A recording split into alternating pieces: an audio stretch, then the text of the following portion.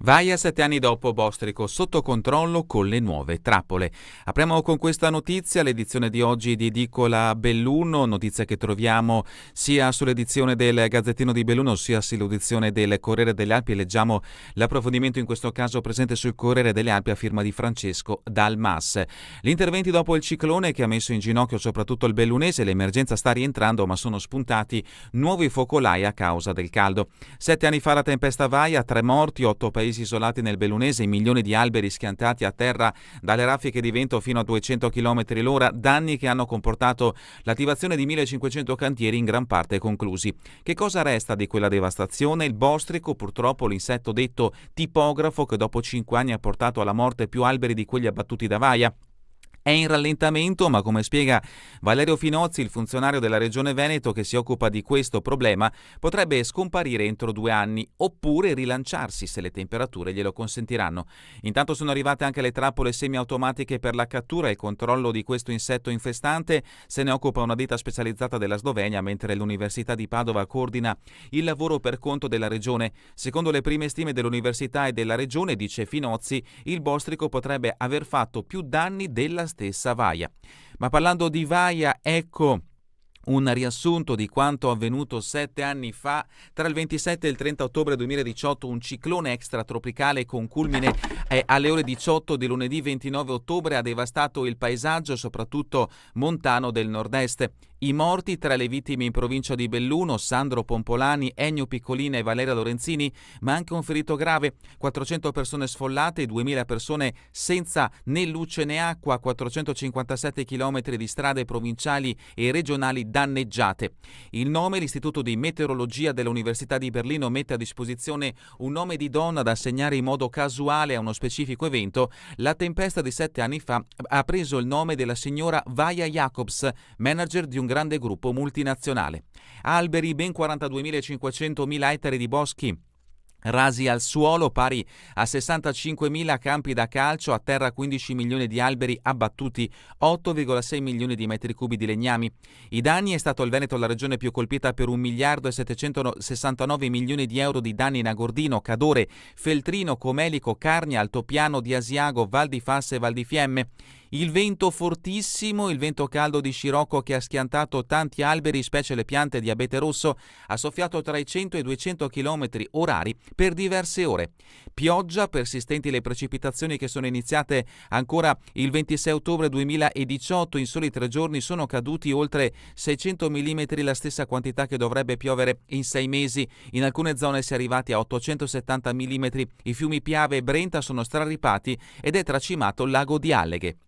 L'insetto, gli esperti certificano che il bostrico esploso sulle piante schiantate ha provocato ancora più danni di quelli di Vaia. La tempesta Vaia ha infatti creato le condizioni ideali per la proliferazione del coleottero, sradicando 1 milione di alberi e creando così una grande quantità di materiale legnoso danneggiato e indebolito, su cui il bostrico ha potuto moltiplicarsi in modo incontrollato per anni, creando un ulteriore danno a un ambiente già devastato. Questo quindi dopo 7 anni, quello che ci lascia la tempesta Vaia. L'approfondimento è a pagina 12 del Corriere delle Alpi. Ma passiamo adesso alla prima pagina del Corriere delle Alpi con i richiami riferiti alle notizie principali che troverete appunto in questa edizione del quotidiano bellunese. In primo piano: comuni al verde, via i bus, stop dal 3 novembre i sindaci. Trillo funzionava bene, si trattava di poche migliaia di euro, ma è un lusso che non possiamo permetterci. Piedavene e Seren del Grappa senza i soldi necessari a pagare il servizio di trasporto a chiamata. Piccoli comuni con sempre meno risorse anche per il trasporto pubblico. Un esempio: Piedavene e Seren del Grappa non hanno i soldi per pagare l'IVA dei viaggi di Trillo. Il trasporto a chiamata gestito da Dolomiti Bus, e così da lunedì prossimo il servizio funzionerà solo sul territorio comunale di Feltre, l'ente capofila che finora ha pagato l'imposta anche per gli altri 2 comuni e che ora si è stancato di farlo. Il servizio a chiamata con i minibus era iniziato nell'estate 2024 e funzionava. Gli approfondimenti di De Barba Scottini a pagina 22. Il caso: venite a lavorare in pianura, la CGIL stronca lo spot ad Ecco, un giovane operaio, alle sue spalle le montagne, una scritta in dialetto che lo invita a scendere in pianura. È polemica. L'approfondimento di Paola Dalanese a pagina 21. La procura apre un'indagine: morta nel sonno a 18 anni, solo l'autopsia chiarirà il giallo. Il sostituto procuratore aprirà un fascicolo per la morte in conseguenza di altro reato, decisive le analisi tossicologiche. L'approfondimento di Filippi a pagina 25, che riguarda, ahimè, una giovane ragazza morta, appunto, l'avete sentito, letto dal titolo, a 18 anni. Siamo in provincia di Treviso. Foto di copertina: calcio Serie C, a Fontanafredda vittoria di prestigio della squadra bellunese contro la Tirestina. Il rigore di clemenza vale i 3 punti per la Dolomiti. E vediamo in questo scatto, per chi si sta guardando da Facebook o YouTube, la gioia di Luca Clemenza dopo il rigore decisivo segnato alla Triestina. Gli approfondimenti di Dapoyan e De Michele da pagina 34 a pagina 35. L'approfondimento del Corriere delle Alpi in merito ai prossimi Giochi Olimpici: Apollonio Socrepes Cabinovia, Clessidra finanzierà la Graffer, la società incaricata da Simico di costruire la cabinovia di Socrepes prima dell'inizio dei Giochi invernali, sarà finanziata dall'operatore finanziario che porterà liquidità. L'approfondimento di Micheli a pagina 28. E sempre da Cortina 24 team stranieri, i campioni internazionali promuovono la pista da bob. L'approfondimento a pagina 28. Il Corriere delle Alpi inoltre ci ricorda che mancano 101 giorni alle Olimpiadi Milano Cortina 2026. Sempre dalla prima pagina del Corriere delle Alpi un richiamo alla notizia che abbiamo letto poc'anzi: Vaia, 7 anni dopo il disastro di tempesta Vaia. L'approfondimento di Dalmassa a pagina 12. E ancora, per quanto riguarda invece caratteri di interesse internazionale, Orban a Roma, l'UE non conta nulla, vertice con la Premier, gli Stati Uniti sbagliano su Putin, no alle sanzioni. Questa la dichiarazione di Orban, che è venuto appunto in visita nella nostra capitale. Questa è la prima pagina del Corriere delle Alpi. Passiamo alla prima pagina del Gazzettino di Belluno. Anche il Gazzettino di Belluno mette in primo piano l'anniversario della tempesta Vaia, a 7 anni da quello che accadde appunto in questo periodo in provincia di Belluno e non solo. Tempesta perfetta, questo è il titolo a piena pagina del Gazzettino di Belluno. Il meteorologo Luciani elaborò la previsione per l'ARPAV: non avevo mai visto carte simili, ero certo del disastro. La concitazione, l'angoscia, l'empatia del prefetto Esposito, che seppe riconoscere il pericolo, si fidò totalmente di me. Questa è la dichiarazione di Luciani. L'intervista di Tormen, leggiamo un estratto: in quasi 30 anni di previsioni meteorologiche non avevo mai visto correnti di una potenza e intensità tale. D'altronde Vaia è stata la tempesta e chi l'ha prevista l'ha vissuta 2 volte, la prima leggendo i modelli previsionali che non cambiavano mai, anzi col passare delle ore peggioravano, la seconda dentro di sé, perché un conto è fare il tecnico, un altro è far capire a chi deve prendere le decisioni cosa sta per succedere. Thierry Robert Luciani, previsore ARPAV, oggi in pensione, ricorda: a quei giorni siamo stati fortunati ad avere un prefetto come Francesco Esposito che ha capito il pericolo. Questa è la dichiarazione appunto di Luciani. L'eredità: quei 1600 cantieri contro il rischio idrogeologico. In provincia di Belluno sono stati attivati 1600 cantieri per oltre 1 miliardo di euro di fondi investiti per la mitigazione del rischio idrogeologico. Giampaolo Bottaccina, ancora per un mese assessore regionale alla protezione civile, ripercorre le tappe della rinascita dal caos. L'intervista in questo caso a pagina 3 è a firma di Daniela De Donà.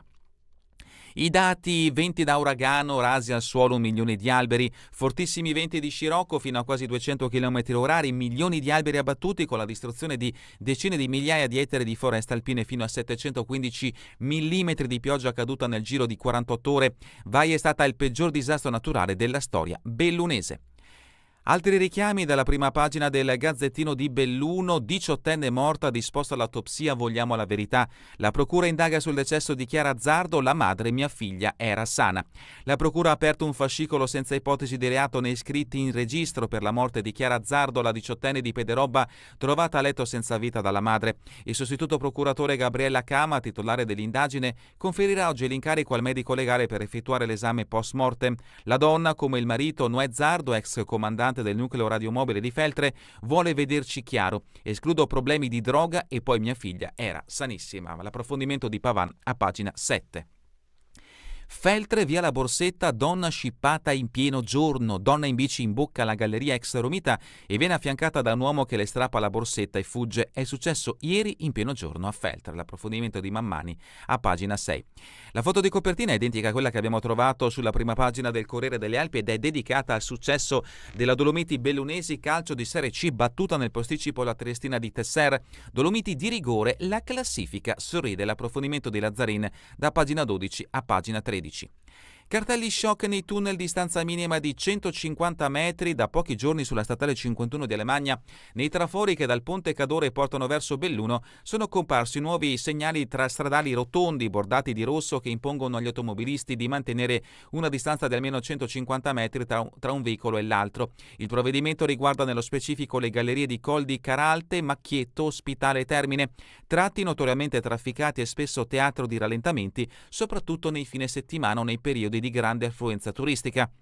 La misura potrebbe essere stata introdotta per aumentare la sicurezza all'interno dei tunnel, ma rischia di generare situazioni di caos. E per chi ci sta guardando da Facebook o YouTube, in questo articolo a pagina 9 a firma di Toscani, ecco l'immagine che appunto raffigura il nuovo cartello che impone la distanza fra i veicoli, lo sentite, di ben 150 metri. Cortina Sliding Center, risparmiati 42 milioni, Simico fa il punto a 100 giorni dai giorni. Olimpici ovviamente. Altri richiami, Cortina ancora, Vigili Urbani torna salvato ma solo per le Olimpiadi, l'approfondimento di Dibona a pagina 11. Feltrino, da novembre addio Trillo, la rivolta degli utenti. Da lunedì 3 novembre il servizio Trillo sarà sospeso nei comuni di Pedavena e Seren del Grappa, l'approfondimento di Scarton a pagina 7.